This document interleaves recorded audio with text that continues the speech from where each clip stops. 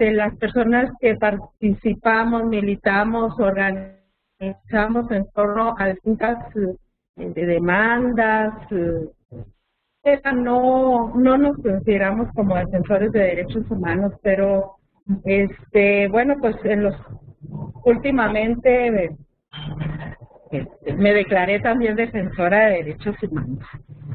Y originalmente me habían pedido que la charla fuera sobre feminicidio, sin embargo, no lo quise limitar al asunto del feminicidio y la charla se llama Violencias de Género en Chihuahua. Bueno, un poco de antecedentes que, aunque repito, hay compañeras aquí que, bueno, pues también han estado en la lucha de estos años. También es cierto que suele suceder que, sobre todo la gente joven, que no ha tenido la experiencia de participar en estas movilizaciones, denuncias, etcétera, pues desconocen. Voy a tratar de ser muy breve en la parte de antecedentes, pero espero que para todo mundo no vaya a ser, no sea una novedad. Bueno, a principios de la década de las 90, Esther Chávez Cano, una mujer de Ciudad Juárez, empezó a denunciar en la prensa, fundamentalmente, que había sido muy reiterado encontrarse cuerpos de mujeres tiradas en cualquier lugar, en un basurero, en un baldío, en un cerro, mujeres humildes, violadas, asesinadas y arrojadas en cualquier lugar. En la ciudad de Chihuahua, un conjunto de organizaciones, fundamentalmente de mujeres, que en 1997 estuvimos en un taller para mujeres líderes con Marta Lamas. Ahí Esther Chávez Cano nos convocó a sumarnos a esta denuncia. Y a partir de 1997, las mujeres que estuvimos ahí nos sumamos a la lucha a la denuncia que estaba haciendo Esther Chávez Cano. Y la primera acción coordinada que hicimos como organizaciones, en Ciudad Juárez había habido otras acciones, pero aquí en Chihuahua, la primera acción coordinada fue el 25 de noviembre del 97. Colocamos en la Plaza Hidalgo un cementerio con 97 cruces, porque del periodo que empezó a denunciar Esther Chávez Cano, que va del 93 al 97, en esos 4 años, había 97 mujeres asesinadas, o como se decía, ¿verdad?, homicidios de mujeres, que no nos gustaba mucho, pero no sabíamos qué otro nombre poner.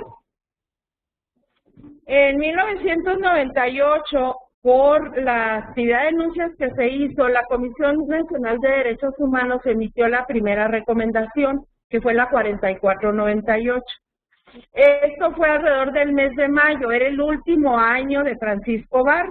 Entonces, descalificó la recomendación, la justificó por un lado, nada se hizo. Los funcionarios señalados como responsables en esta recomendación siguieron escalando puestos en el gobierno federal. Recordemos que en el 2000 Vicente Fox gana la presidencia y Arturo Chávez Chávez, que era uno de los que estaban denunciados en esta recomendación, posteriormente fue Procurador General de la República. Entonces, bueno, Francisco Barrio la ignoró y Patricio Martínez dijo, como dicen en mi rancho, ¿verdad? Lo que no fue en tu año, no fue en tu daño. Y entonces, pues él se lavó las manos diciendo que no era asunto de él. Incluso buena parte de su campaña política para la gobernatura la centró en que iba a resolver el asunto de los asesinatos de las mujeres. Bueno, de 1997 al 2001, este conjunto de organizaciones aquí en Chihuahua, seguimos trabajando en torno a los derechos de las mujeres, fundamentalmente el derecho a la vida. Y hicimos una campaña permanente de denuncia y con eso contribuimos a hacer visible este fenómeno que se estaba viendo en Ciudad Juárez. En el ámbito legislativo, en el 2001, evitamos la regresión del Código Penal de Chihuahua en materia de delito sexual.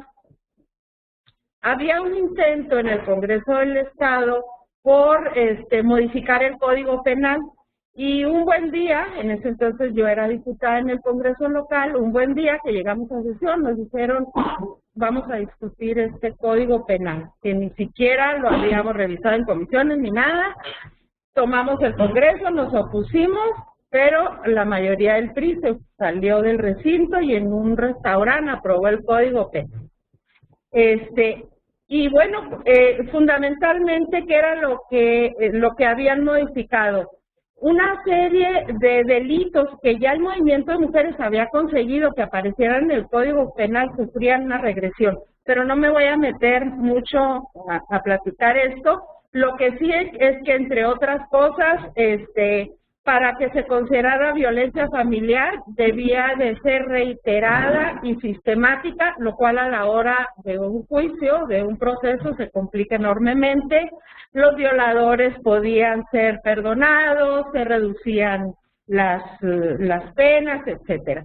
Entonces, era el colmo que en el estado donde se estaba denunciando el asesinato y la violación de mujeres, todavía el Código Penal se regresaba.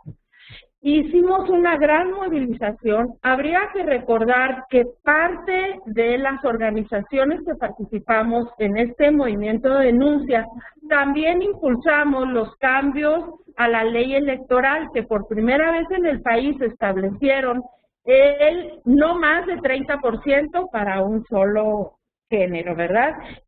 Fue la primera vez que se establece esto en la ley electoral. Y bueno, era importante, este cambio que se dio en la ley electoral propició que en esa legislatura hubimos 7 mujeres, la primera vez que había muchas mujeres en el Congreso, hoy hay 14, el doble. Y eran 3 del PRI, 3 del PAN y yo era la única del PRD. Entonces, las diputadas del PAN y yo, junto con el movimiento de mujeres, y algunas diputadas federales y organizaciones de México, hicimos una gran campaña en todo el país, en medios de comunicación, denunciando esta regresión que obligamos a que se echara para atrás. Pero no solamente eso, pudimos avanzar en algunas otras cosas que habían estado ahí sin modificarse en el Código Penal. Y también impulsamos la creación del Instituto Chihuahuense de la Mujer. Fueron años de denuncia, no me voy a detener en algunas otras cosas, pero en noviembre del 2001, cuando se encontraron los 8 cuerpos de mujeres asesinadas en el campo algonero de Ciudad Juárez, nos constituimos en Mujeres de Negro, campaña Ni Una Más. Nosotras no nos pusimos Mujeres de Negro. Éramos un conjunto de organizaciones que dábamos mucha guerra, mucha lata, pero no teníamos un nombre. Y como usábamos unas túnicas negras y un sombrero rosa, entonces la propia PDC empezó a hablar de las mujeres de negro y al rato ya pues oficialmente éramos las mujeres de negro, campaña Ni Una Más. Esta expresión de Ni Una Más fue creación de una compañera que fue asesinada en Ciudad Juárez hace algunos años, Susana Chávez. Hicimos una campaña permanente de denuncia. Estos asesinatos hicieron que la indignación se desbordara. La consigna de Ni Una Más se repite por todo el mundo, en todos los idiomas, y su grito es un sinónimo de exigencia, de esperanza y de compromiso. Y bueno, no grandes movilizaciones porque sean muy numerosas, sino porque siendo precisamente un poco para suplir el hecho de que no eran grandes movilizaciones, hacíamos como cosas muy creativas que llamaban mucho la atención y esto, bueno, también sirvió pues para que todo esto, los medios hubiera interés en estar. Hicimos movilizaciones en México, en todo el mundo, las organizaciones feministas de mujeres de derechos humanos protestaban en los consulados, las embajadas, hacían marchas, o sea, fue realmente una gran movilización a nivel mundial. Y bueno, pues se hablaba de las muertas de Juárez, es lo que se conoce en el mundo, ¿verdad? La gente es lo que sabe de las muertas de Juárez. Esa es la expresión que se conoce. En diciembre del 2001, entre otras cosas, colocamos la cruz que está, bueno, no es esa la que está, la primera cruz que pusimos enfrente del Palacio de Gobierno. Tenía dos objetivos. El primero era hacer visibles a estas mujeres asesinadas, hacer un memorial, pero por otro lado la colocamos enfrente de la puerta para que cada vez que el gobernador y las autoridades entraran y salieran por ahí, recordaran que no habían cumplido con su obligación de brindarle seguridad a las mujeres, ni ofrecer justicia. Y bueno, ha sido este monumento tan importante para los gobernantes que dejaron de entrar por la puerta de enfrente, entran y salen por la puerta de atrás, incluso el balcón para dar el grito ya lo cambiaron, ¿verdad? Para no tener que estar viendo la cruz. Y en marzo del 2002, voy a hablar de algunas fechas significativas, hay muchas cosas entre un año y otro, pero son así como cosas importantes. Trasladamos una réplica de la cruz al puente Santa Fe de Ciudad Juárez, en lo que llamamos el éxodo por la vida. Y también sucede un hecho importante en el 2002. Desaparece Paloma Angélica Escobar Ledesma, una joven de Maquila, su madre también es una mujer de Maquila, y despliega una intensa lucha, Norma, que concita a otras madres que tenían hijas desaparecidas y que estaban llorando solas en su casa, se habían reunido algunas veces, las habían disgregado, pero a partir de entonces forman un núcleo de madres de aquí de Chihuahua que tenían hijas desaparecidas. Y entonces surge Justicia para Nuestras Hijas. Un poco tiempo después adoptan este nombre, pero ya desde ese momento se constituyen como un núcleo que está planteando las mismas demandas que en Ciudad Juárez, solo que para Chihuahua. Hasta este año, el año del 2002, toda la denuncia era testimonial. Las madres denunciaban que no les hacían caso, que las hostigaban, que las autoridades ya ni las recibían, que no había justicia, que no habían buscado a sus hijas, pero todo era testimonial. Desde luego que la parte testimonial es muy importante. Sin embargo, a partir de que se crea Justicia para Nuestras Hijas, con la asesoría de la licenciada Lucha Castro, se les informa a las madres que tienen derecho, porque así está establecido en la ley, a la coadyuvancia, que es una figura en la que las madres pueden, a través de esa figura, estar con el Ministerio Público, conocer el expediente, saber qué se está investigando, proponer líneas de investigación, etcétera, etcétera. Y a partir de ese momento, las madres se nombran coadyuvantes y nombran también a algunas otras personas coadyuvantes en sus averiguaciones.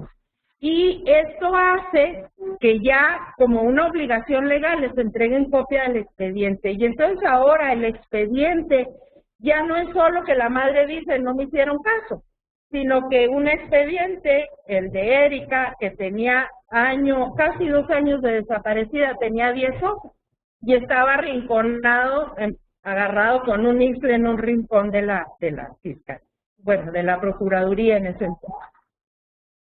Entonces, bueno, a la denuncia testimonial se suma la documentación de lo que realmente había pasado en las investigaciones. Y a través de los expedientes, pues ya se puede documentar la discriminación de que fueron objetos las familias cuando fueron a denunciar, la omisión, la negligencia y la complicidad de las autoridades.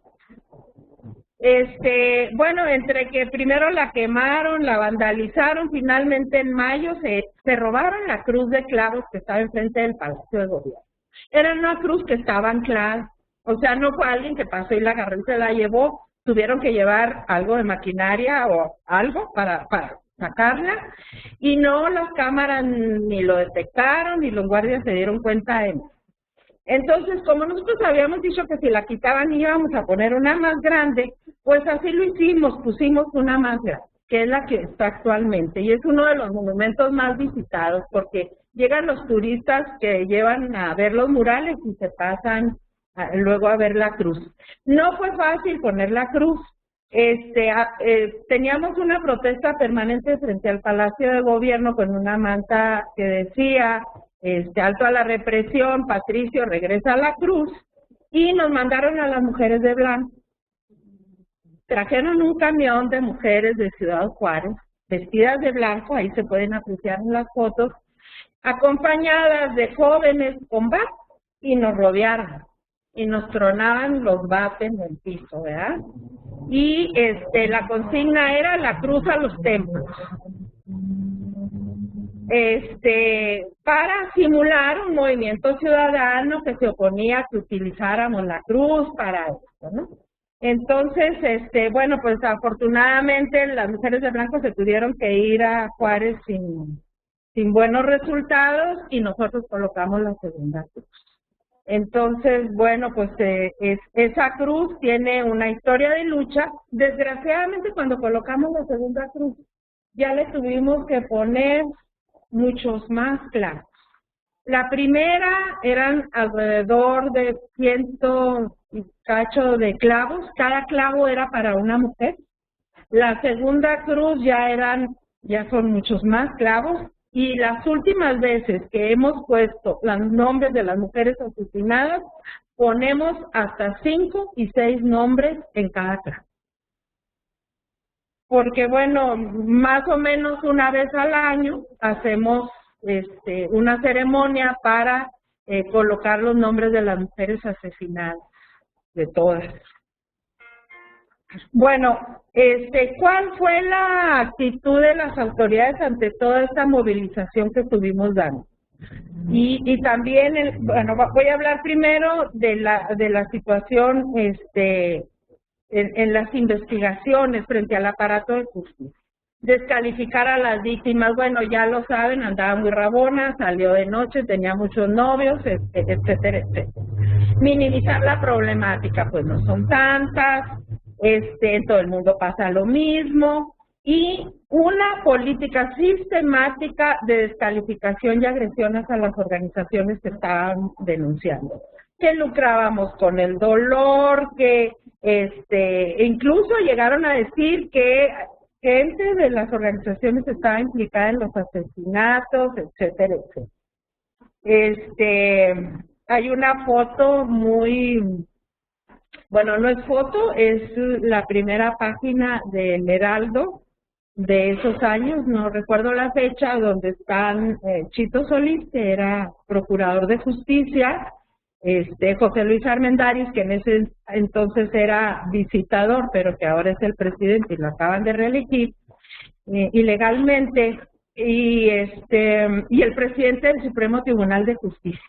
Imagínense la Comisión Estatal de Derechos Humanos, el Poder Ejecutivo y el Poder Judicial a 8 columnas en un periódico para decir las organizaciones lucran con el dolor. O sea, es como perder, no se explica cómo el poder judicial se presta a esas cosas.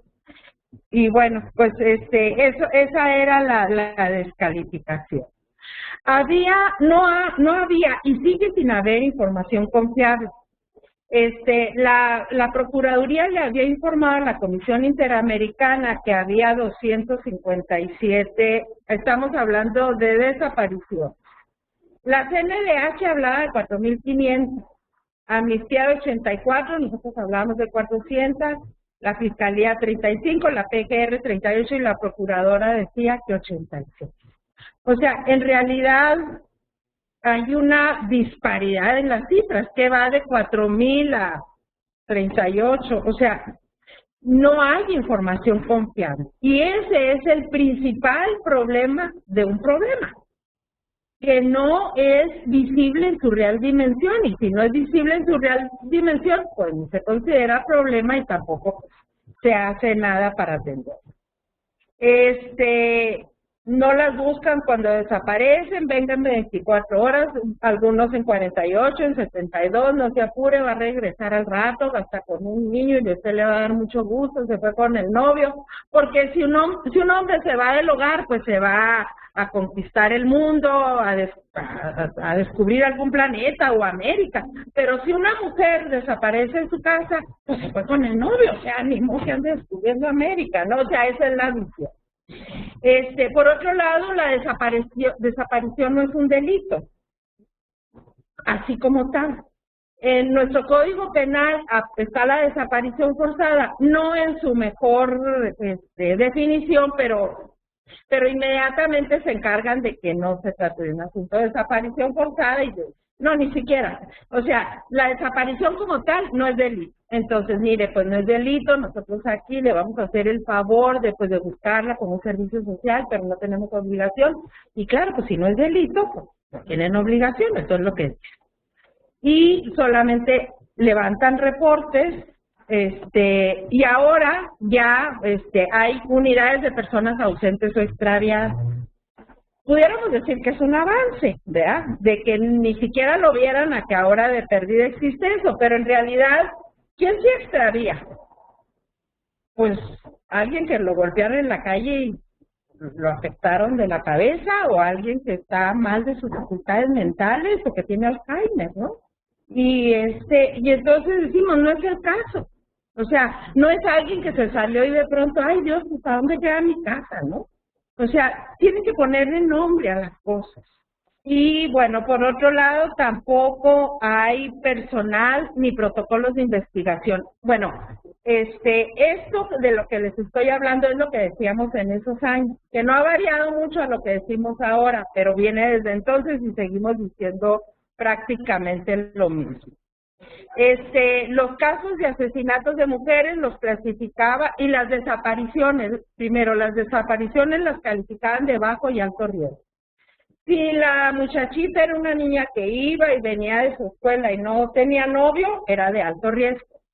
Pero si tenía novio, pues ya no es de alto riesgo, porque es más seguro que se haya ido con el novio. Si bueno, ese es un ejemplo de bajo. Bueno, posteriormente empezaron a hablar del protocolo ALBA.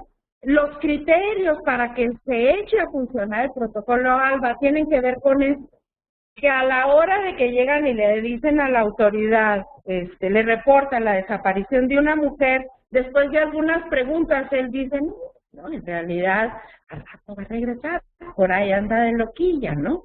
O bien, no, pues si la muchacha era hasta catequista y no tenía novio, y eso, entonces sí es de alto riesgo. Esos son los criterios. Y bueno, pues esto deja en la total indefensión a las mujeres. Y luego era así, pero parecía letanía. Todas las mamás después cuando se juntaban y que ya fueron un conjunto y se comunicaban entre ellas, era reiterada. Iban a preguntar, iban para ver qué les decía la autoridad, y la autoridad les decía, ¿qué me trae de nuevo, señora? O sea, pues sí, la familia regularmente se mueve y busca, pero la autoridad tiene la obligación de ir más allá de lo que la familia puede hacer. Entonces, ¿qué novedad me trae, señora? Si no, debieran de estar informando qué están haciendo. Y bueno, no hay, en ese entonces no había programas para atender las desapariciones, ahora ya está el protocolo ALBA y el protocolo AMBAR, que nunca están muy claros cuáles son los criterios para echarlos a andar, pero siempre tienen que ver con estas categorizaciones. Y luego responsabilizan a las madres, las cuestionan. Si de una charla inicial la autoridad percibe que la mamá no la dejaba salir, le cuidaba las amistades, etcétera, Ay, señora, pues usted tuvo la culpa, pues si la tenía muy controlada, la muchacha quería libertad, pues por eso se fue. Y si era al revés, no había esos controles tan férreos, señora, pues usted no la descuidó, pues no le vigilaba las amistades, a Dios con quién andaría. O sea, siempre la responsabilidad o recaía en la desaparecida o en su familia, y a culpabilizarlas. Entonces, aparte de lo terrible que significa que se desaparezca una hija, todavía el pilón, pues sí, yo tuve la culpa, no la dejé salir, o sí la dejé salir, o no la hubiera dejado salir. O sea, es una revictimización hacia las familias. ¿Cuáles son los principales problemas para la justicia? Que hay discriminación, o sea, esa actitud respecto a las mujeres, que hay parálisis y obstrucción en las investigaciones de desaparecidas y de asesinadas, hay ineficiencia en los servicios periciales, fabricación de culpables a través de la tortura. En esos años, la historia de Chihuahua se llenó de hombres torturados que aceptaban haber matado a quien les dijera, ¿sí? Y fue muy reiterado. Y también esto se denunció en su momento. Y también ocultaban los cuerpos. Ocultaban los cuerpos cuando ya las denuncias, había más vigilancia, empezaron a ocultar también los cuerpos. No hubo sanción a los servidores públicos. Si las familias no sabían que tenían derecho a la coadyuvancia, el Ministerio Público jamás se lo dijo, nadie se los informó, y en muchos casos pues les limitaban mucho, teníamos que ir en bola para que nos hicieran caso. Luego la actuación del Poder Judicial, que no tenían por qué o sea, llega ante un juez, llega una persona torturada, o sea, porque llegaban todos madreados, perdón, llegaban, y entonces los jueces ignoraban, y en muchos procesos el Poder Judicial hizo lo que le dijeron que hiciera, ¿sí? Entonces, no hay una real separación de poderes, pero en este caso fue muy obvio. No ausencia de programas de atención a víctimas, y los que había, unos por un lado se crearon los MUSIBIS, por otro lado algunos programas de la Procuraduría, de la Comisión de Derechos Humanos, total que no había coordinación en estos programas, no había indicadores evaluables, ni fueron programas eficaces. No quiero. Bueno,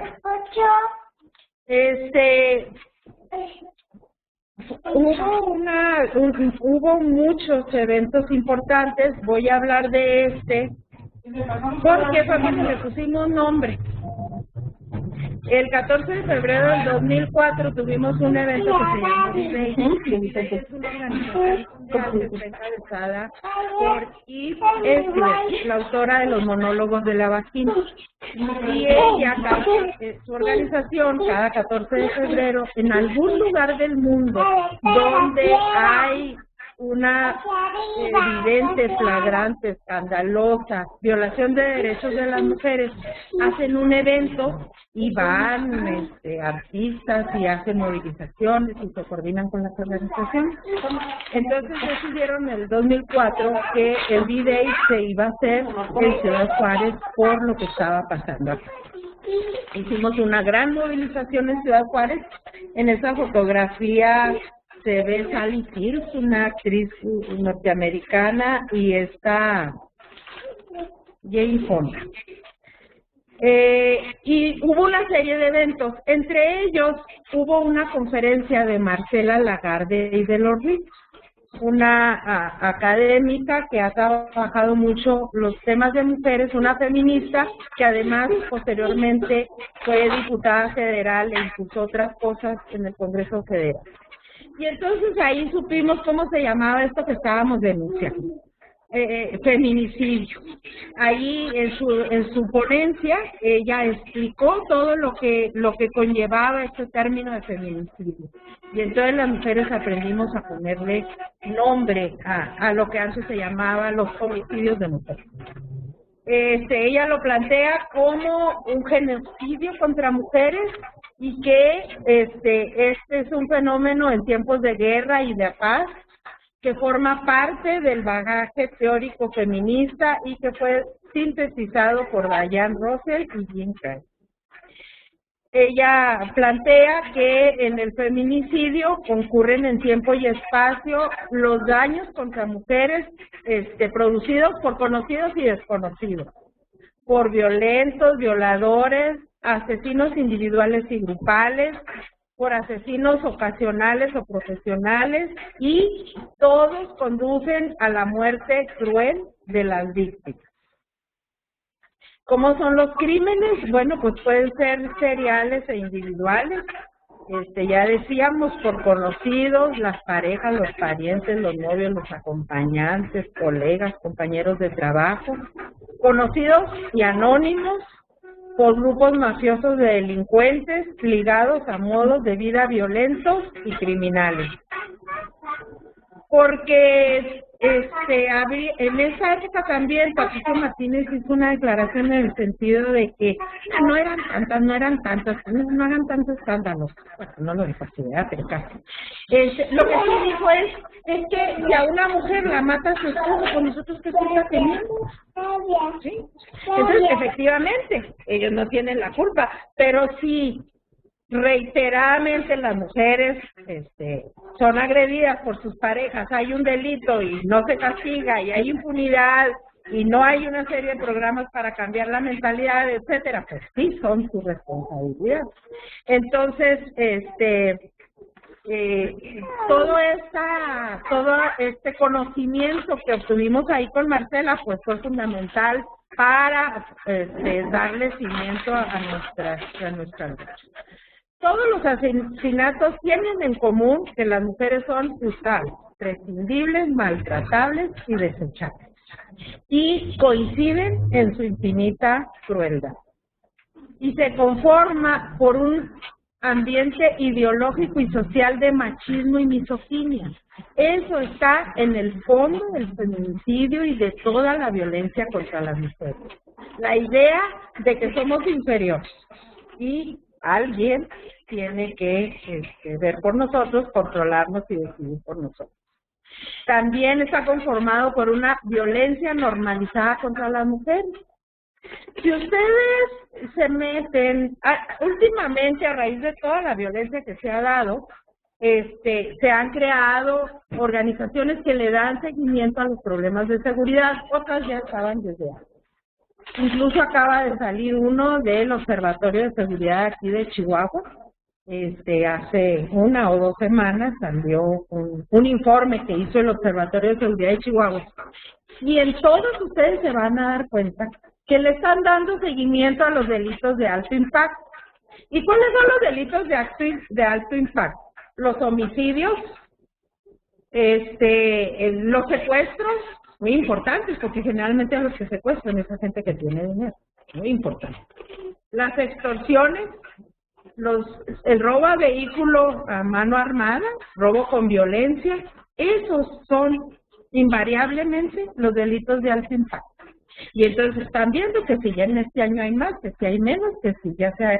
O sea, que bueno, está muy bien que le den seguimiento a esos delitos, pero la violencia contra las mujeres es un delito diario, muchos diarios, y muchos son denunciados, pero están normalizados y nadie les hace caso.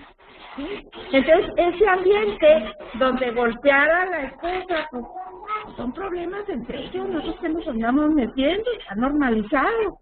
Entonces, desde ahí se va incubando los feminicidios, ¿sí? También por las ausencias legales y de políticas de gobierno, fundamentalmente por la impunidad y por las condiciones sociales y económicas de marginación, exclusión social, jurídica y política. todo ese ambiente conforma el feminicidio. Contribuyen el silencio social. A mí no me va a pasar, pues si las que andaban eran muchachas rabonas, pues yo no ando rabona, a mí no me pasa, yo no salgo de noche, pues a mí no me pasa, yo, o sea, ese silencio que dice los estereotipos que se crean y que luego dificultan que la gente esté pendiente, ¿verdad? La idea de que no hay problemas, de que hay problemas más urgentes, la vergüenza y el enojo que no culminan a transformar las cosas, cuando los propios familiares de las víctimas pues, se sienten responsables, pues sí, mi hija era prostituta, pues que voy a andar reclamando, pues se lo merecía, ¿sí? Disminuir el hecho y demostrar que no son tantas las muertas, ¿sí? Mueren más hombres, en todas partes matan mujeres, o sea, en realidad no es tanto el problema. Y los factores que concurren también de manera criminal, el silencio, la omisión, la negligencia y la colusión de las autoridades encargadas de prevenir y erradicar estos crímenes. Luego ya hay otras, vamos a decir, conceptos, conceptualizaciones del término feminicidio como un crimen fálico de supremacía y de terrorismo sexual, de Caputi, contra las mujeres, tolerado por el Estado y otros grupos de poder, de Radford, y el feminicidio sexual serial, que se da de una forma continua y con marcas de violencia similares en los cuerpos de niñas y mujeres, de Monarres, una investigadora del Colegio de la Frontera Norte de Ciudad Juárez. Y bueno, pues también Carlos Montemayor en el año 2007 solicitó al Pleno de la Academia que se considerara el término feminicidio tanto desde el punto de vista de su importancia social como de su idoneidad léxica. Él hace un análisis del término y concluye que feminicidio es la palabra correcta porque también se utiliza femicidio. Entonces él dice, no, es feminicidio. Y como yo le tengo mucha saca a los Montemayor, pues es feminicidio. Él presentó esa iniciativa, él era miembro de la Academia de la Mexicana de la Lengua y explicó ahí en el Pleno y el Pleno reconoció que el término era impecable y que se iniciaría un proceso que todas las palabras las llevan ahí para que se incorpore en los diccionarios, ¿verdad? Entonces, bueno, pues ya está ahí iniciado el proceso desde el 2007. Bueno, todas estas estuvimos, bueno, en la Comisión Interamericana de Derechos Humanos, en la Oficina del Alto Comisionado de Derechos Humanos en Naciones Unidas, estuvimos haciendo denuncias, las organizaciones de por allá también lo hicieron, y en total México recibió de esos años 140 recomendaciones, todas solamente en el tema de derechos de las mujeres y desde luego referidas por lo que estaba pasando en Ciudad Juárez, que para entonces ya no solamente era Ciudad Juárez, también Chihuahua. Fue bueno. La denuncia internacional, aparte, Amnistía Internacional también hizo su informe, la Comisión Interamericana, el Alto Comisionado, el Congreso de Estados Unidos. Ahorita lo vamos a ver. Aquí, la Comisión Interamericana hizo un informe, la situación de los derechos de la mujer en Ciudad Juárez, México, el derecho a no ser objeto de violencia y discriminación. Esta fue prácticamente la primera que se hizo, la hizo la relatora especial Marta Solaguirre. Amnistía Internacional es la primera que habla de Ciudad Juárez y Chihuahua. Y este informe vino investigadora de Amnistía Internacional, y se llevó todos los expedientes de la Organización de Justicia para Nuestras Hijas. Y este informe se hizo documentado en esos expedientes. Posteriormente, en 2004, hizo una actualización sobre esto. El Comité CEDAW también hizo en el informe sobre México, habla del fenómeno. La Asamblea Parlamentaria del Consejo de Europa también. Esos relatores, el de violencia hacia la mujer, ejecuciones extrajudiciales, independencia de jueces y abogados y torturas y tratos inhumanos y degradantes, también hicieron recomendaciones a México, a Chihuahua, el Congreso de Estados Unidos. En el 2003 vino un grupo de congresistas, nos entrevistamos con ellos en Ciudad Juárez, y en el 2006 una resolución. Luego, bueno, ya habíamos hablado de la recomendación del 98 de la CNDH, y en noviembre del 2003 sacó un informe, y aquí quiero observar lo siguiente.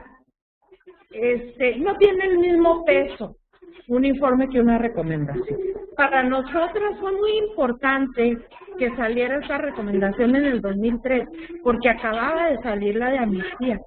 Y el gobierno del estado, pagado con recursos públicos, sacó desplegados en periódicos de todo el país, de una plana, donde decía, Amnistía Internacional miente.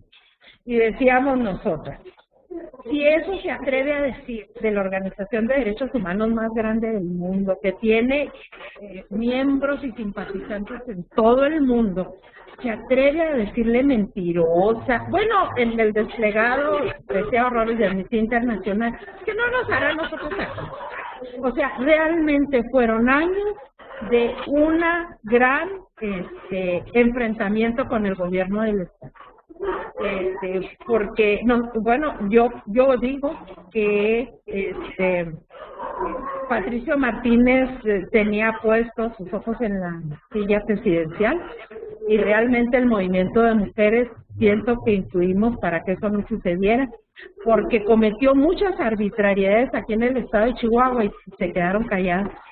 Los ganaderos se quedaron callados, los universitarios se quedaron callados, en fin, todos los que agredió Patricio Martínez a través de políticas represoras, controladoras, se quedaron calladas. Las únicas que no nos callamos fuimos las mujeres.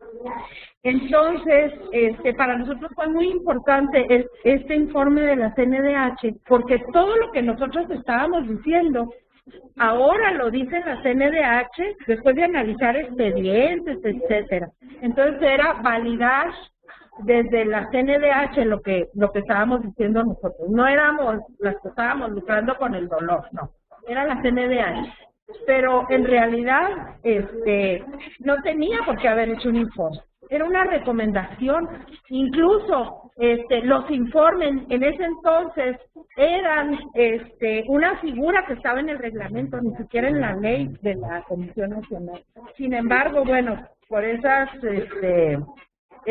relaciones de poder, resultó un informe que no tiene ningún, si de por sí la recomendación, a ver si la aceptan y luego si la cumplen, pues un informe, pues es un informe, con mucho gusto y ya, ¿no? Luego hay otro informe en el Parlamento Europeo, incluso Raúl Romeva y Rueda, un parlamentario europeo, estuvo aquí, estuvo con las autoridades y con las organizaciones, vino a hablar sobre esa resolución del Parlamento Europeo. Estuvimos en eventos de Naciones Unidas, en Ginebra, etcétera.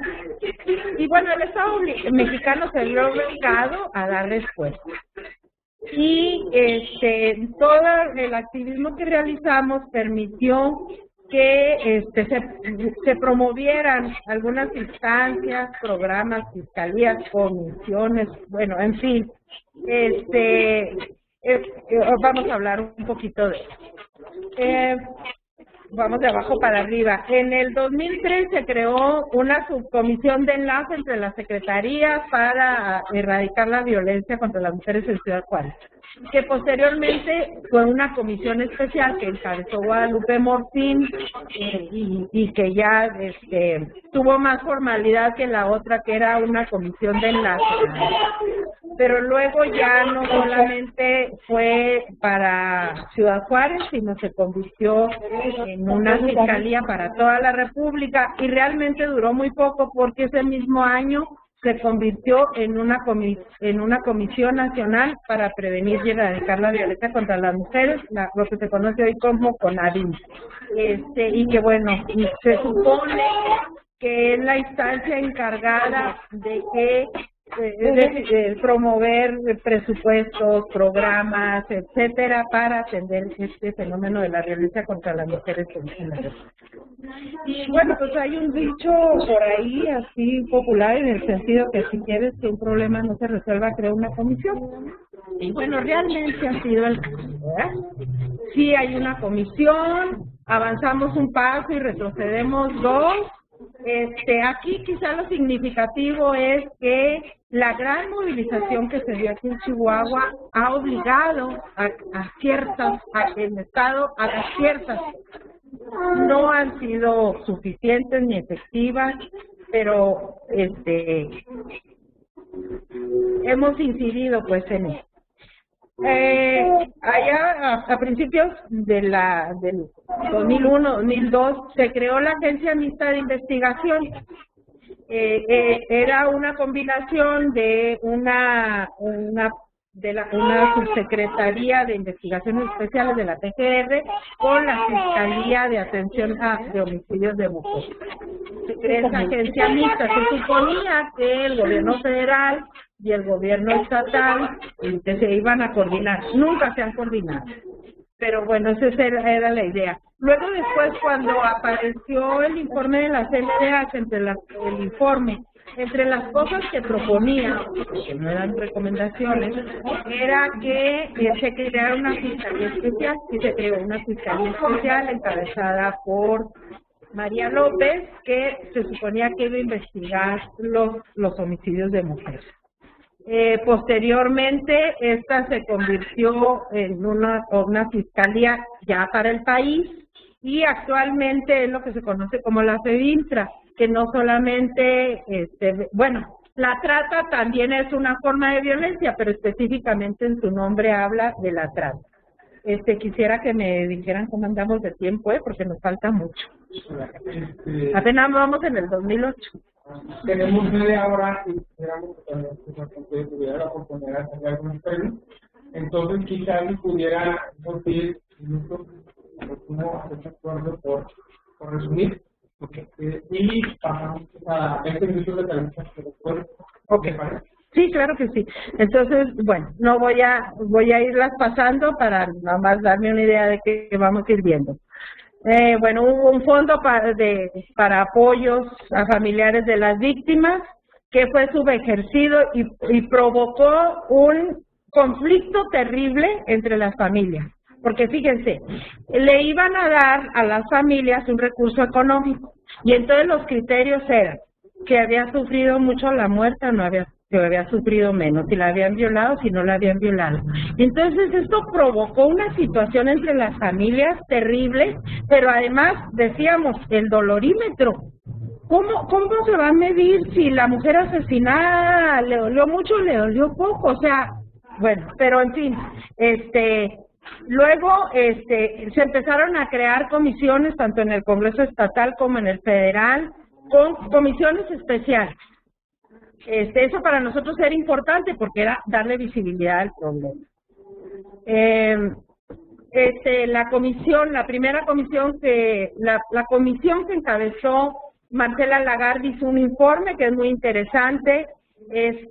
Ahí nos dimos cuenta que en esas fechas Chihuahua era el estado donde había más feminicidios, ¿sí? La diferencia entre otros estados en Chihuahua es que aquí hubo un movimiento de mujeres que lo hizo visible, lo denunció. Esa es la diferencia, porque en los otros estados desde entonces y hasta la fecha sigue habiendo más, pero no hay quien, o son muy pocas las voces, y acá sí hubo un movimiento organizado de familiares y de mujeres. Entre las cosas que se lograron fue la intervención del equipo argentino para la identificación de restos, la sentencia de Campo Algodonero en la Corte Interamericana, algunos criminólogos que vinieron a capacitar a la Procuraduría, el ejercicio de la coadyuvancia y el nuevo sistema de justicia penal. Entre las recomendaciones que le hicieron al Estado de Chihuahua, las recomendaciones internacionales, una de ellas estaba cambiar el sistema de inquisitivo acusatorio, lo que se conoce como los juicios orales. Bueno, el equipo argentino estuvo de 2005 al 2010, la escogimos por su historia, por su capacidad científica, su estrecha relación con las víctimas y su prestigio internacional. Hubo resultados muy interesantes, entre otros, se identificaron los restos de Campo Algodonero, porque desde el primer momento el gobierno les dio una identidad a todos los restos. Esa es otra historia, no todos fueron la identidad que les dio la autoridad. Hubo 4 casos que no correspondieron, fueron otras, etcétera. Bueno, la sentencia es importante porque fortalece los conceptos y la metodología de la perspectiva de género en la interpretación judicial para la desaparición, el feminicidio y otros delitos contra las mujeres, porque define acciones de reparación de daño y confirma la perspectiva de género como una característica esencial para el cumplimiento de las obligaciones del Estado mexicano. Crisis de seguridad y violencia, bueno, no voy a hablar de la Operación Cóndor ni de eso. Lo único que veríamos aquí es que, bueno, a partir de esta etapa de militarización que se da en el estado de Chihuahua, donde con el 3% de la población concentramos el 20% de los asesinatos, esto no es una situación ajena a la violencia contra las mujeres, porque estamos en riesgo entre la ocupación militar y policíaca, las violencias de género y el narcotráfico.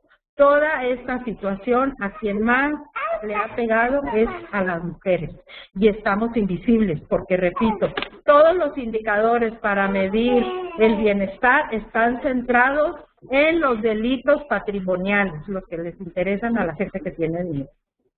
Y bueno, el Estado militarizado es perfecto para que las mujeres suframos las violaciones. Miren, esta es una gráfica con los feminicidios a partir del 93 a la fecha, ¿sí? Entonces, realmente cuando ve uno la gráfica de los años de la gran movilización que dimos y vemos las gráficas de los últimos años, decimos, ¿qué pasó? O sea, tanto luchar y miren, vean, y podemos observar que ha bajado, ¿sí? Que ha bajado, pero no a los niveles de entonces, porque ya estamos re bien, porque ya en lugar de 10 nomás matan 9, ¿sí? Pero vean así, nomás viendo la gráfica, esos son, corresponde a solicitudes de información y un trabajo periodístico que hace Justicia para Nuestra Ciudad. Cuando empezamos a denunciar el feminicidio, asesinaban una mujer cada 15 días. En el 2013, una cada 2 días. Y en el 2010, cada 13 horas. Una mujer asesinada cada 13 horas. Ustedes dirán que es un delito de alto impacto. Y luego esta gráfica, la línea verde es el promedio nacional de muertes dolosas de mujeres en el país, es la línea verde. Luego, la línea roja es la información de INEGI y la línea azul es la que da la Fiscalía. Y bueno, casi siempre en la Fiscalía pues dice menos de lo que hay. La línea roja, azul, en muy contados momentos ha coincidido con la del INEGI. En general, informan menos de lo que es.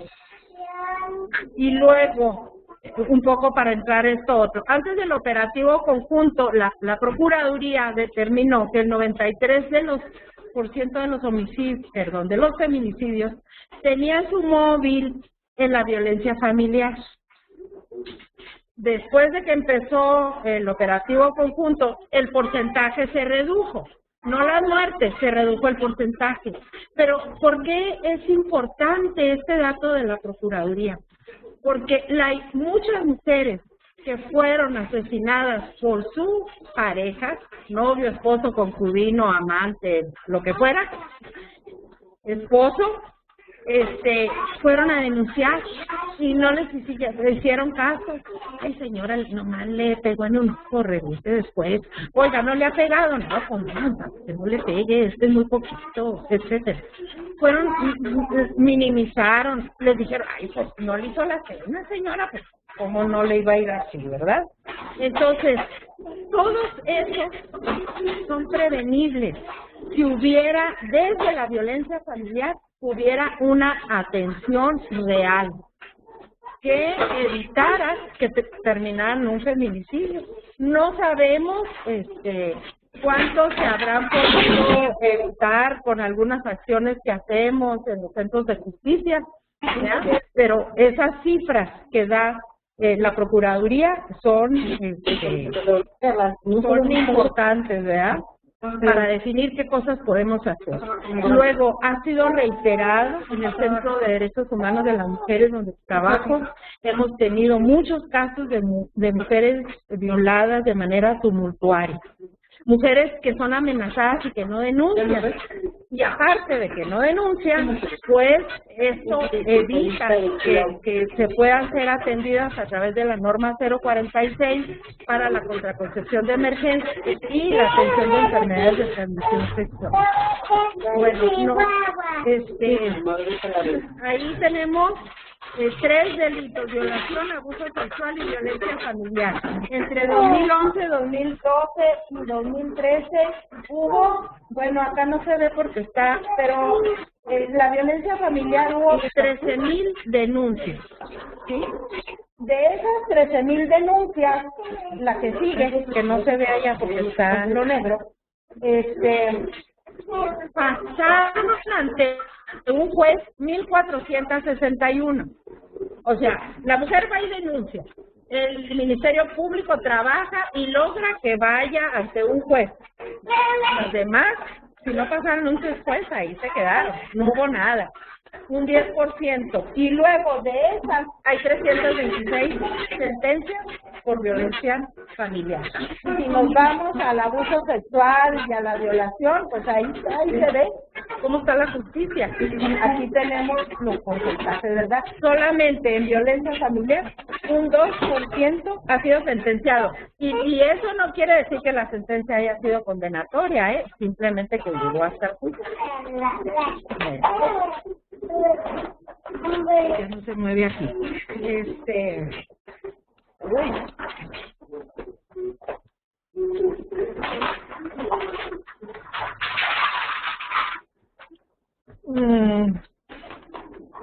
Bueno, pues yo creo que eso sería así como lo último. Y bueno, hay otro fenómeno que está totalmente invisibilizado, ¿verdad? Hay un estudio que establece que alrededor del 90% de los asesinados eran jefes de familia y estaban en edad reproductiva. Quiere decir que mínimo tenían 2 hijos. Los homicidios, pues sí, afectaron a la persona que se murió, pero luego las mujeres se quedaron solas, atendiendo huérfanos, enfermos, ancianos. Toda esa parte está invisibilizada, ¿sí? No hay programas efectivos de atención a víctimas, ¿sí? A estas víctimas de esta guerra inútil y impuesta, y las mujeres somos las que hemos llevado la peor parte. Además, hay más armas en los hogares y esto aumenta las posibilidades de los feminicidios. Y bueno, pues corriendo, ¿son cuántos años? 14 años de estar, bueno, no todos me refiero a, desde que se empezó a denunciar esto hasta ahora, son 14, no, 20 años. Y bueno, pues con esto sería. Muchas gracias.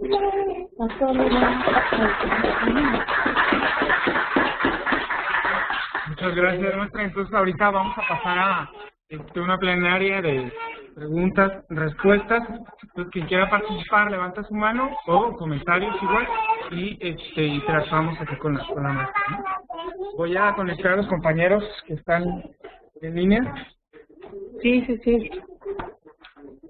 Entonces adelante, quien quiera levantar la mano. Por lo pronto yo sigo aquí con los compañeros para activarles el chat, la conversación, y quien quiera participar adelante.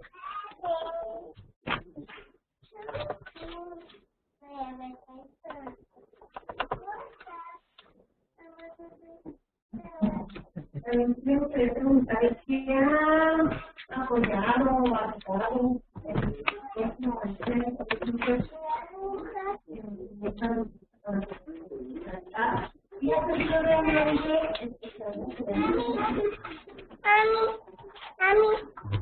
bueno, ha habido dos etapas del Instituto Chihuahuense de la Mujer. La primera, que encabezó Victoria Carabeo, y las posteriores que encabezaron Luisa Camberos y Emma Saldaña. El Instituto Chihuahuense de la Mujer, desde su creación, no fue creado de la mejor manera y como lo habíamos impulsado las diputadas que en ese entonces estábamos en el Congreso. O sea, tiene limitaciones desde el punto de vista de su creación. Y una de las limitaciones fundamentales es que ocupa como el cuarto o quinto lugar en la escala del organigrama del Poder Ejecutivo. Y si es un programa que pretende, entre otras cosas, conjuntar esfuerzos de las secretarías, pues evidentemente alguien que está por acá pues no logra casi conjuntar a nadie, ¿verdad? Esa es una de las grandes limitaciones. Pero, bueno, pero en general el movimiento de mujeres de Chihuahua decimos que con Luisa y con Emma hemos podido hacer cosas juntas y avanzar en algunas cosas. Lo que no pudimos hacer con Victoria, por el contrario. En la época de Victoria Carabeo, después de haber estado de este lado denunciando los homicidios de mujeres, el Ciudad Juárez se convirtió en nuestra principal, ¿mande? Sí. No, deje usted una pared, nuestra principal cuestionadora, por decirlo bonito. Creemos que sí ha jugado un papel, no el que quisiéramos, pero sí ha sido importante el Instituto Chihuahuense de la Mujer.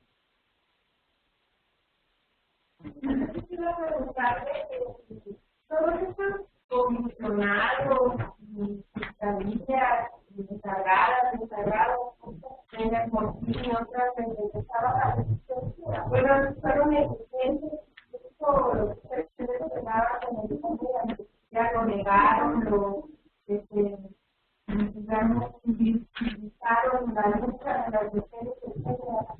¿Por qué no aplicarle tanta recomendación de todo eso? Porque una de estas personas, desde los policías hasta a los investigadores del Ministerio Público, porque no han sido procesados por negligencia o por falta de... Incluso hemos escuchado que han roto los expedientes, que los han perdido, todas las denuncias que los municipios que han encabezado han hecho. ¿Qué ha pasado con todo esto? Bueno, en general, sí, es lo que nosotros decimos. O sea, ha habido, mire, por ejemplo, en el caso de la fiscalía que encabezó María López, o sea, en principio las comisiones cuando se han creado están muy limitadas a la hora de que se toma el acuerdo de creación.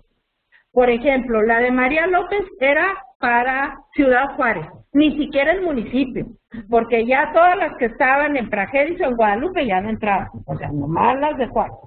Luego, no era para que investigara, investigara en el sentido de buscar a los asesinos, era para que revisara los expedientes, ¿sí? Entonces ella lo revisó, hizo un informe y dijo, bueno, aquí se hizo mal esto, aquí se hizo mal lo otro, debió haberse hecho esto, y fulano y perengano son responsables.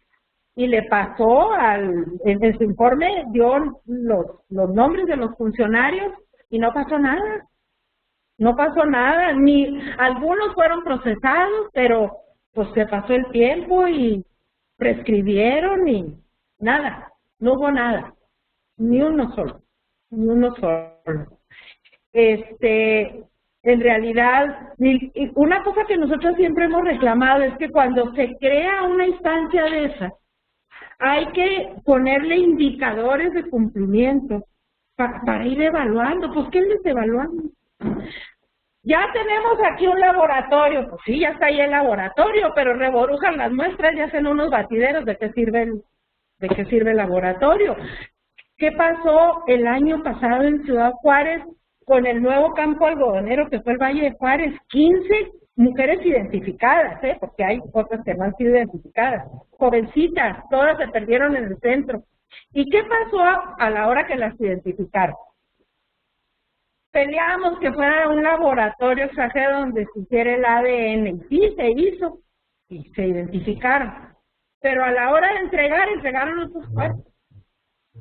Y entonces, por algunas circunstancias, las madres se dieron cuenta, y entonces ahí va para atrás, y luego hace poco andaban exhumando uno en Durango que lo habían entregado equivocadamente. Entonces, pues sí, hacen un edificio, pero pues no cambian a la gente que está dentro, ni la capacitan, ni la preparan, ni no hay protocolos. ¿Por qué nos importan los protocolos? Porque un funcionario público puede estar pensando que esta mujer que viene a denunciar la desaparición de su hija, puede estar pensando, ay, se fue con el novio, ¿por qué no tiene? Pero el protocolo le dice que tiene que hacer A, B o C en lugar de lo que está pensando.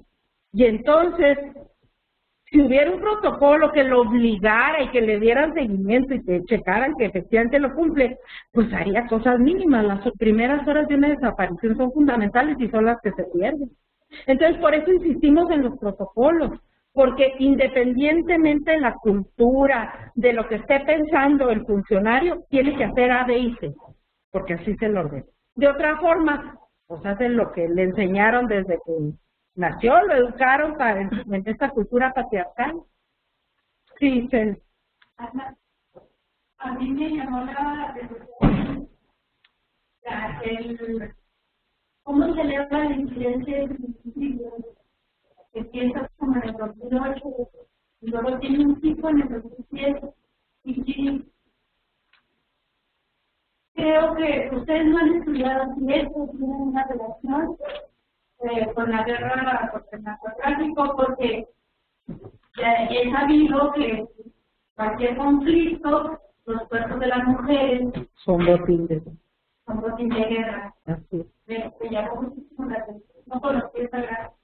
Sí, realmente. Y eso para que tranquilices. Entonces no se sabe vivir. No se escuchar todo. Sí. Está ahí, eleva la violencia Así es. de guerra. Así es. Son los años en que empezó la violencia y luego viene el operativo conjunto, la militarización. A ver, ¿qué significan 5 o 10 mil soldados y policías que vienen al Estado? Sin pareja, sin esposa, sin moral, sin control. Pues, ¿qué significa? Pues que van a andar violando y asesinando. Pero también tiene que ver con claro, los mensajes entre los cárteles, o sea, todo eso, esa elevación de la gráfica tiene que ver con eso, con este ambiente violento que hay, y que sí ha disminuido, pero es muy alto, sigue siendo muy alto. Una sola que... Bueno, por ahí nuestra quisiera primero dice comenzar más está acompañando desde Puebla, dice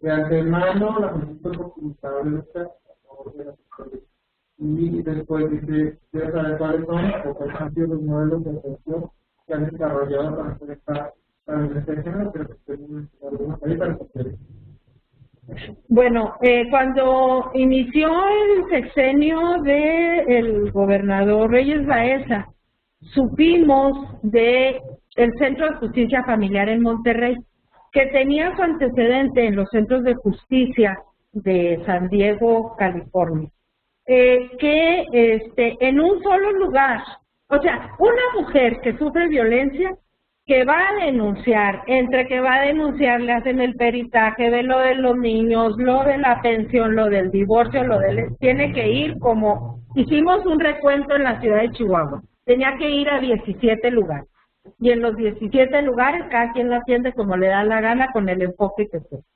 Entonces, el Centro de Justicia Familiar de Monterrey, en un solo lugar están todas esas instancias y hay un modelo único de atención, nada más que es familiar, incluye hombres, ancianos, mujeres, niños, etc. Nosotras impulsamos la creación de los centros de justicia para mujeres, donde en un solo lugar, desde el punto de vista de todas las instituciones, se atendiera la violencia, que no tenga que irle a contar la historia al Ministerio Público y luego ahí se la cuenta la del DIF y luego ahí se la cuenta al que sigue. O sea, eso es revictimizar, ¿sí? Entonces impulsamos ese modelo de justicia, los centros de justicia. El primero se estableció aquí en la ciudad de Chihuahua, que lleva el nombre de Paloma Angélica Escobar Ledesma, y desgraciadamente, bueno, cuando empezó a funcionar en el 2011, o sea, pasamos todo el sexenio de Reyes Baeza en capacitaciones, en idas, venidas, presupuestos, recursos, etcétera. Cuando Reyes Baeza se fue, quedó la instalación, pero empezó a funcionar hasta que llegó el actual gobernador. Ahorita hay dos ya, el de aquí y el de Juárez, que empezó a funcionar el año pasado, y va a haber dos más, uno en Parral, cualquier coincidencia, es malos pensamientos de ustedes, y otro en Cuauhtémoc. No, está bien que esté en Parral. Y bueno, incluso la CONAVIM ha desarrollado un modelo que se puede ver en la página de la CONAVIM para los centros de justicia, porque esto que empezó en Chihuahua, ya hay centros de justicia en otros estados del país. Y bueno, ahí hay un trabajo que ha sido muy difícil. Nosotras todos los días tenemos que ver con el centro de justicia porque atendemos a mujeres víctimas de violencia y pues damos un paso y dos pasos para atrás, un paso para adelante y dos para atrás. Porque, imagínense, esas 13,000 denuncias ahí, ¿qué hacen? Hay 20 ministerios públicos, ¿qué hacen con 13,000 denuncias? En las archivas, pues, ¿qué hacen? O sea, hay cargas de trabajo. ¿Por qué? Porque hay cosas más importantes que hacer, que haya más ministerios públicos y más investigación y más atención, ¿verdad?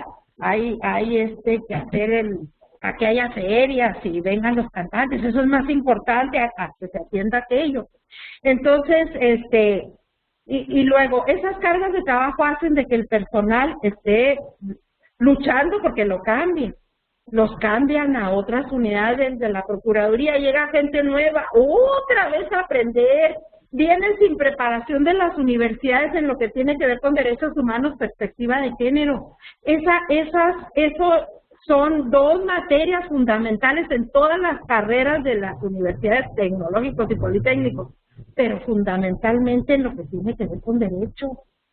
Y entonces otra vez empezar a capacitarlos, que agarren la onda, y para cuando agarran la onda, si es que la agarraron, ya pidieron su cambio. O sea, no hay una real, o sea, es muy frecuente que en el mundo, cuando platico uno con gente de otros países, dice, ay, pero si México ha firmado todas las convenciones, tratados, protocolos, sí, las ha firmado todos. México tiene un sistema nacional de derechos humanos, comisión, sí, sí lo tiene, pero no funcionan. no funcionan. Entonces allá en México lo tienen así como que qué barbaridad. La Ley General de Acceso a las Mujeres a una Vida Libre de Violencia, la primera en el mundo, la alerta de género, así como cuando cae una tormenta o que llega un ciclón y hay desastre natural, la alerta de género es eso. Si hay mucha violencia contra las mujeres en una zona, vienen recursos especiales, viene investigación, todo el mundo se enfoca a atender el asunto. ¿Cuánto hace que se promulgó la ley? 4 años, 5 años, 10 años. Fue en el 2007, 7 años. Hemos metido a través de organizaciones a nivel nacional alrededor de 7 alertas de género. No nos han aprobado ni una, porque nosotros tenemos que demostrar, nos dejan a nosotros la carga de la prueba. Son procesos cuasi jurisdiccionales, que si no tiene el registro, que si no es el domicilio, que si el poder, bueno, todo para que no funcione. Entonces, bueno, tenemos esos mecanismos, la alerta de género, tenemos algunas medidas en la Ley General de Acceso y los centros de justicia, que hay que hacerlos funcionar. O sea, no nos cabe la menor duda que hay que hacerlos funcionar. Alma, yéndome un poco más en la parte de como, ¿qué análisis tiene cuestión del centro? Porque tú decías de la presentación, como que la solidaridad se ha desbordado, ¿no? Pero yo de todas maneras, desde mi posición, yo la sigo viendo sola, en el sentido no está la mayoría, ¿no? Según yo. Está la Cruz de Clavos acá y de Juárez, podríamos decir que es un espacio, un memorial, ¿no? Un espacio de memoria. Pero aún así, por ejemplo, uno pasa o transita por ahí y ves a turistas sacándose fotos ahí en la cruz, sí. Que no está mal, vamos. Pero no sé qué impacto ha hecho este ejercicio de memoria en nosotros, porque el feminicidio aquí se puso por más, porque se sigue culpando a una chiquita de 16 años que vendía ropa y por eso la mataron a pagar. Y la gente se queda con esa, ¿no? Sí, la mamá, ¿no? Los animales, Entonces, yo no sé qué análisis tienen ustedes, porque nos están hablando como de la estructura, digamos, jurídica, judicial, de organismos humanos internacionales, pero en la gente seguimos convalidando, ¿no? Este ejercicio de poder sobre la justicia. Claro, así es. Sí, cuando yo hablé de que la solidaridad se desbordó y la denuncia fue después de lo de Campo Algodonero. O sea, eran movilizaciones multitudinarias, no sé si a alguien le tocó andar aquí en esas grandes movilizaciones, realmente fue así, pero luego, pues, crean la comisión, crean esto, la ley, lo de aquí, entonces la gente dice, bueno, pues ya, y no ha sido así, y tiene mucho peso, toda esa actitud de las autoridades de estar justificando lo que pasa. Entonces, eso hace que la gente piense, bueno, pues a mí no me va a pasar porque pues, mis hijas no andan en eso, ni mis hijos, ¿verdad? Yo no tengo ni una hija mujer, pero pues cuando yo veía a los torturados y acusados de todos los homicidios de las mujeres, yo decía, pues no, pues es que aunque yo no tenga hijas, ¿verdad? Pero la verdad es que sí hace falta. Creo que para la gente cada vez es más difícil comer y está más preocupada en andar buscando la papa diaria. Eso es un factor fundamental. Nosotros ahí lo vemos en el centro, las mujeres llegan, pero pues no están en condiciones de ir un día al CEJUM y luego regresar al siguiente porque ya la corren del trabajo, ¿dónde dejan los niños? O sea, no está fácil. Y la inmensa mayoría de la población está en eso. Pero por otro lado, bueno, pues hay toda una campaña, si bien de repente logramos por ahí echar atrás algunos anuncios misóginos Pero la verdad es que los medios de comunicación siguen en las mismas. O sea, esa cultura de ver a las mujeres como objetos sexuales, a su servicio, sigue en todos lados. Entonces, todo eso se conjunta para que siga ese ambiente, ¿verdad?, misógino y patriarcal, y que no avancemos tanto. Realmente el fondo es, necesitamos un cambio cultural, Eso es fundamental. Hay otra pregunta ya, y con esto finalizamos ustedes el compromiso entre el espacio y la plataforma. Dice Marta, pregunta, ¿considera Marta que las instancias municipales del Estado participan a este trabajo de las ONG o se encuentran con una severa acción? Bueno, la experiencia que nosotros tenemos en relación con las instancias municipales es que, bueno, primero, hemos estado insistiendo mucho en que en todos los municipios se cree una instancia de atención específica a mujeres a nivel municipal, pero muy pocos municipios lo han hecho en Chihuahua, y luego funcionan un trienio y cambia el trienio y el que llega lo cierra y se fue para atrás el trabajo. No hay continuidad en ese tipo de políticas, debieran estar establecidas en la ley. Insistimos mucho que en el Código Municipal se estableciera, no ha sido posible. Logramos algunos avances con el Instituto Municipal de las Mujeres, algunos acuerdos, algo, pero cambian y se va para atrás el trabajo, no hay continuidad. Pero debe atenderse. Y la seguridad pública municipal es fundamental, porque la inmensa mayoría de las llamadas de auxilio de las mujeres es con la policía municipal, cuando están siendo agredidas. Y el policía llega y se pone a mediar y a decirle, señora, pues no le busque y quién sabe qué, y arreglan ahí el asunto, lo anotan como riña y se acabó. Seguridad pública municipal hemos capacitado en algunos municipios. Este año pasado estuvimos en Delicias explicándoles la importancia que tiene la actuación de los policías en esas llamadas de auxilio, pero pues no es suficiente, se necesitan políticas de Estado y eso está muy difícil. Y esto me gustó, Alma. Por ejemplo, tú dices, sí, cuando con el tema Saldaña, más o menos, es gente sensible. Pero a mí me parece, y estoy, no estoy de acuerdo contigo, cuando hemos insistido en crear institutos de la mujer en los municipios. Y te voy a decir por qué no estoy de acuerdo. A mí me parece que una tarea fundamental del Estado sería que a través del Instituto Estatal de las Mujeres transversalizar la perspectiva del género como política pública.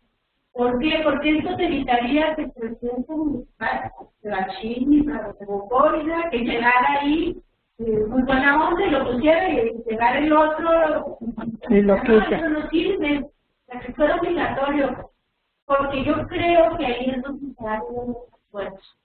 Yo creo que andan en friega loca todo el mundo dando talleres de sensibilización a los ciudadanos. ¿Cuál sensibilización debe ser aplicada a la perspectiva del género? Yo creo que por ahí el movimiento no se estudiará, porque si no lo dejan, como cualquier política pública, lo dejan al libre albedrío del gobernante de turno y del color público. Así es.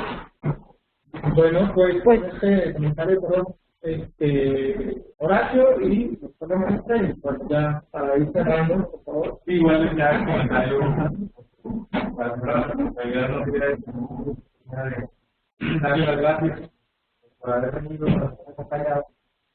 No sé si tenga algunas consecuencias de este espacio, no se está cumpliendo para haberse formado. Bueno, no tiene grandes pretensiones en realidad, es algo que comunes decidimos morir. Y la idea era, pues, ante compleja y profunda, creíamos que hacía falta un lugar, un momento para la discusión, sobre todo lo que es académico, pero también vinculado a organizaciones, a trabajadores de España. Entonces decíamos que eso no estaba hablando, estaba crítico a dinámica académica que estaba evadiendo temas de no cierto, todos los temas de sí. Entonces, un poco la idea era juntar académicos con estas inquietudes, pero también a que entrarle de alguna forma como una retroalimentación de todos, también poner este tema de la agenda y al mismo tiempo también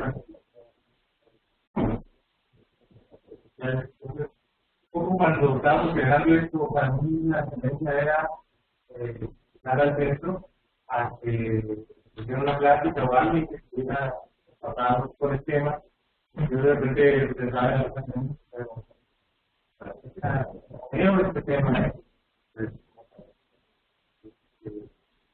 que bueno que tuvimos la oportunidad de darla, de hacer esto, creo que la pluralidad varía mucho la existencia, hay estudiantes de la ENA,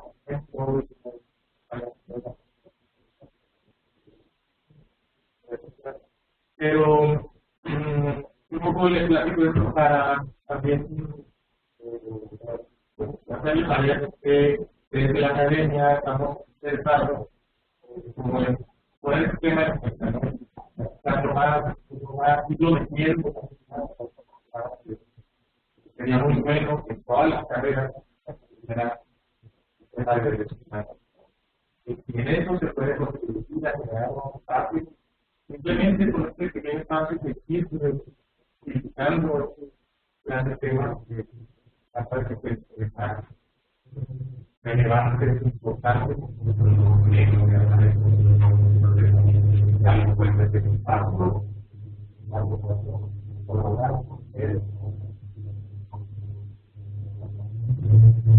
Bueno, pues, muchísimas gracias. Ahorita que estaba sentada en una banquita en medio de aquel jardín, dije, parece mentira.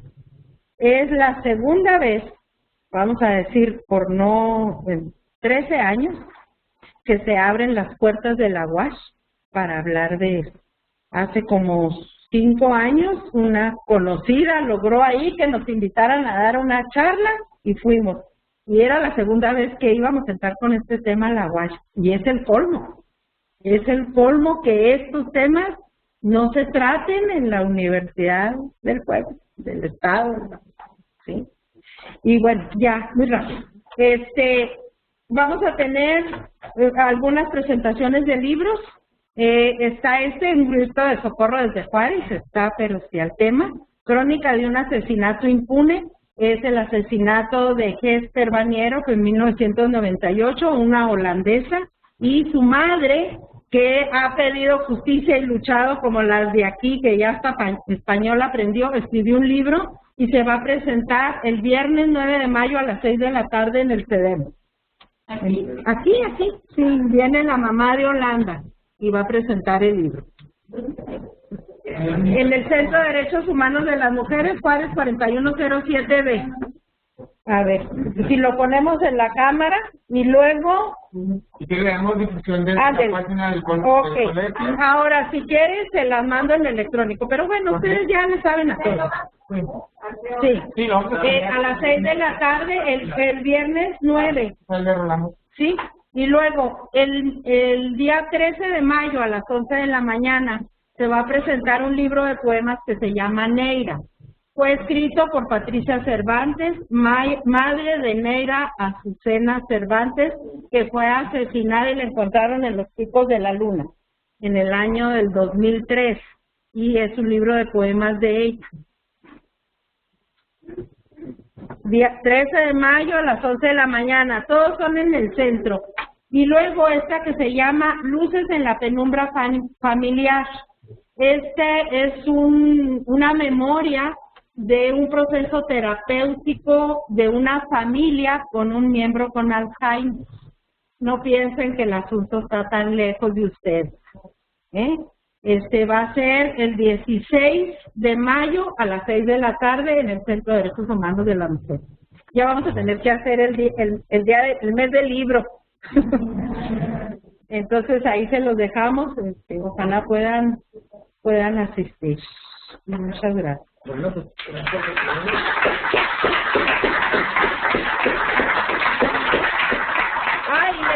Ay, por favor, Luchito. bueno, pues si gustan pasar un café, a tomar café, pues instalamos aquí el equipo, adelante, galletitas, y seguir con el tema Elena, como equipo. En lo que cerramos aquí, entregamos las instalaciones.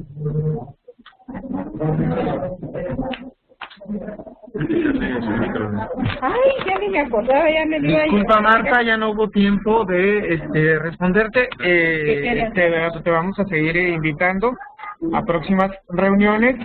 Dice que qué políticas públicas considera que deben establecerse para enfrentar este problema social. Pero bueno, ¿qué les parece si dejamos esta pregunta? Te ponemos en contacto con la CEDEM. Te ponemos en contacto con el CEDEM y con la maestra Alma para que sigas platicando con ella a través de internet. Muchas gracias por acompañarnos. Gracias, Víctor, no sé si sigues ahí, parece que sí. Más al rato platicamos. Saludos y ni un paso atrás, dice Víctor. ¿Usted te llamaron? Gracias. Y después platicamos. Gracias, Víctor, gracias, Marta, hasta luego. Sí, gracias.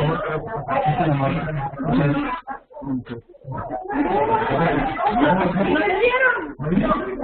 A ver, allá atrás todos tienen. A todos los dieron. A todas y a todos.